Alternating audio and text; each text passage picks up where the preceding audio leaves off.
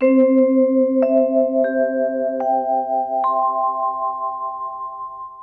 इसलिए यहाँ पर महाराज युधिष्ठिर ने मना कर दिया, मैं तो राजा नहीं बनूंगा। श्री कृष्ण ने बहुत समझाया, नहीं समझे। बोले अच्छा चलो, जो धर्म भक्ति और ज्ञान का सूर्य भीष्म पितामह इस समय सरसैया पर पड़े हुए, आप कल्पना कर सकते हैं सरसैया पर इतने दिनों तक। सरसैया माने बाण उनके नीचे से पीठ से लग करके ऊपर निकल गए थे। यहाँ तो एक मच्छर काट जाए तो ध्यान टूट जाता है, एक चींटा काट जाए तो ध्यान टूट जाता है। इतने बाण उनके शरीर पे लगे हुए थे। ब्रह्मनिष्ठ महापुरुष थे, शरीर का भान ही नहीं था उनको। वो सरसैया पर पड़े हैं। भगवान की उत्तरायण का तो बहाना था, भगवान की प्रतीक्षा थी और भगवान कृष्ण उनसे मिलना भी चाहते थे। भगवान कृष्ण युधिष्ठिर अर्जुन आदि सबको लेके जाते हैं भीष्म पितामह के पास। भीष्म पितामह ने जैसे आते हुए श्याम सुंदर को देखा, आँखों के रास्ते क्यों उठ नहीं सकते, आँखों के रास्ते अंदर ले जाते हैं, आसन देते हैं, षोडशोपचार उनका पूजन करते हैं। आँख खोलने के बाद अर्जुन से कहा, अर्जुन ये कन्हैया, ये श्याम सुंदर, ये कितनी भी नटखट लीलाएं करे, लेकिन ये कभी मत भूलना कि साक्षात भगवान है। ये ऐसी ऐसी लीला करेगा कि तुमको भुला देगा कि भगवान है। कभी मत भूलना, ये साक्षात परमात्मा है। उसके बाद महाराज युधिष्ठिर, महाराज अर्जुन, भीमसेन सब प्रभु को प्रणाम करते और भीष्म पितामह श्री कृष्ण से निवेदन करते। निवेदन क्या? प्रेम का आदेश देते। निवेदन के रूप में एक भक्त प्रेम का आदेश देता है। जिससे बहुत प्रेम होता है ना, वहाँ शिष्य भी कभी कभी गुरु को प्रेम का आदेश दे देता, महाराज आपको ऐसा करना है। जब बहुत प्रेम होता है तब, सब तो नहीं कह सकते, आपको ऐसा करना है। और क्या आदेश देते? बड़ी सुंदर बात कहते, सदेव देवो भगवान प्रतीक्षता कलेवरं यावदिदं हिनोम्यहम् प्रसन्नहासारुणलोचनो लसन् मुखाम्बुजो ध्यानपथश्चतुर्भुजः। हे श्याम सुंदर, हे देवाधिदेव, मेरी प्रतीक्षा करना। आप जानते हैं मेरी प्रतीक्षा करना, ये मालिक अपने सेवक को बोलता है कि सेवक मालिक को बोलता है? क्यों भाई, आप लोग तो मैनेजमेंट चलाते हैं। मालिक अपने सेवक को बोल सकता है तुम मेरी प्रतीक्षा करना, कि सेवक भी मालिक को बोल सकता है? नहीं बोल सकता ना, वो नहीं कह सकता आप मेरी प्रतीक्षा करना। लेकिन जब बहुत प्रेम हो जाए तो कभी कभी बोल भी सकता है।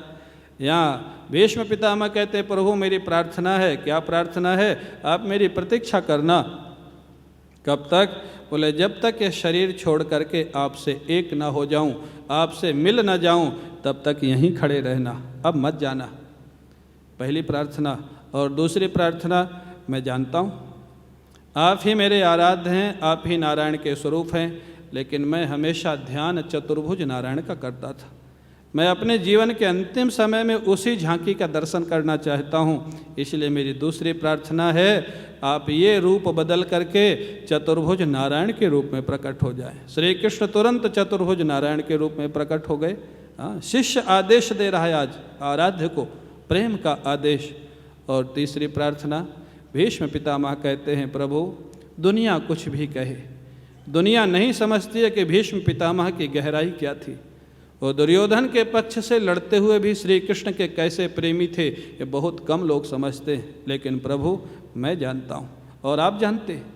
मेरे को एक संदेह है, जब मेरा ये शरीर छूटने लग जाएगा तो मेरी मृत्यु को देख करके आपके आँखों में कहीं आंसू ना आ जाएं, ये मेरे को संदेह है। इसलिए मेरी तीसरी प्रार्थना है, मेरे अंतिम समय में मैं आपके आँखों में आंसू नहीं देखना चाहता, मुस्कान देखना चाहता हूँ। ये तीसरा वरदान मेरा पूरा करना प्रभु।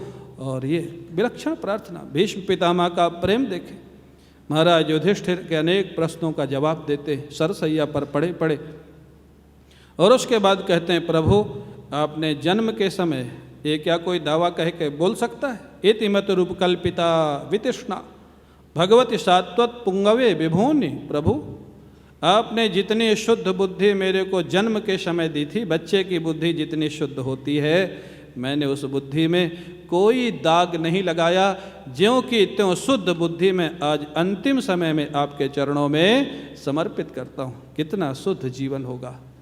क्या हम में आप में कोई दावा कर सकता है? हमने अपनी बुद्धि पर कोई दाग नहीं लगाया, मन पर कोई दाग नहीं लगाया। भीष्म पितामह कह रहे, वही शुद्ध बुद्धि में आपके चरणों में वापस समर्पित करता हूँ। दास कबीर ने ऐसी ओढ़ी, ज्यों की त्यों धर दीन्ही चदरिया। भीष्म पितामह देखो सरसैया पर पड़े हैं, लेकिन जब श्री कृष्ण सामने खड़े हैं तो कितना आनंद है, देह का भान ही भूल गया है। कन्हैया, एक बात याद कर करके मैं सरसैया पर बड़े आनंद का अनुभव करता था। क्या? बोले महाभारत का युद्ध हुआ तब तुम्हारी अवस्था काफ़ी बड़ी थी, लेकिन फिर भी तुम्हारी चोरी की आदत नहीं छूटी थी। हाँ, युद्ध में भी तुम चोरी करते थे। कन्हैया बोले युद्ध में क्या चोरी करता था? वहाँ तो चोरी का कोई सामान ही नहीं था, संयोग ही नहीं था। बोले वो माखन की चोरी नहीं, चीर की चोरी नहीं, तीसरी चोरी करते थे क्या? भीष्म पितामह कहते हैं, मैं ध्यान से देखता था, अर्जुन के आप सारथी थे, और कोई योद्धा जब अर्जुन के ऊपर बहुत तीव्र बाणों की वर्षा करता था, अर्जुन व्यथित हो जाता था, परेशान हो जाता था। आप अपने श्रीमुख पर इतना सौंदर्य प्रकट कर देते थे कि सामने वाला योद्धा अर्जुन को छोड़ के आपको देखने लग जाता था, और अर्जुन आराम से उसको मार देता था और अर्जुन विजयी हो जाता था। ठाकुर, ये क्या चोरी नहीं थी तुम्हारी? हाँ, छिप छिप के अर्जुन की सहायता करते थे, जबकि पहले प्रतिज्ञा कर ली थी कि मैं शस्त्र ग्रहण नहीं करूँगा युद्ध में। क्या ये तुम्हारी चोरी नहीं थी? भगवान मुस्कराने लग जाते हैं। भीष्म पितामह कहते हैं, प्रभु तत्व दृष्टि से अगर मैं विचार करूं तो इस समय जो मेरा स्वरूप है वही आपका स्वरूप है, जो आपका स्वरूप है मेरा स्वरूप है। ऐसा करते करते भीष्म पितामह अपने प्राणों को आत्मा से एक कर देते हैं। न तस्य प्राणाः उत्क्रामन्ते, ब्रह्मनिष्ठ महापुरुष के प्राणों का उत्क्रमण नहीं होता है, वो ब्रह्म से एक हो जाते हैं।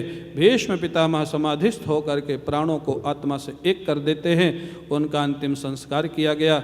महाराज युधिष्ठिर को राज्य में अभिषिक्त कर दिया गया, उनका संदेह दूर हो गया।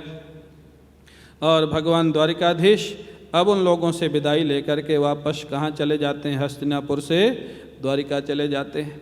माता पिता को प्रणाम किया, प्रणाम करने के बाद महलों में अपने परिवार के साथ प्रेम से रहने लग जाते हैं।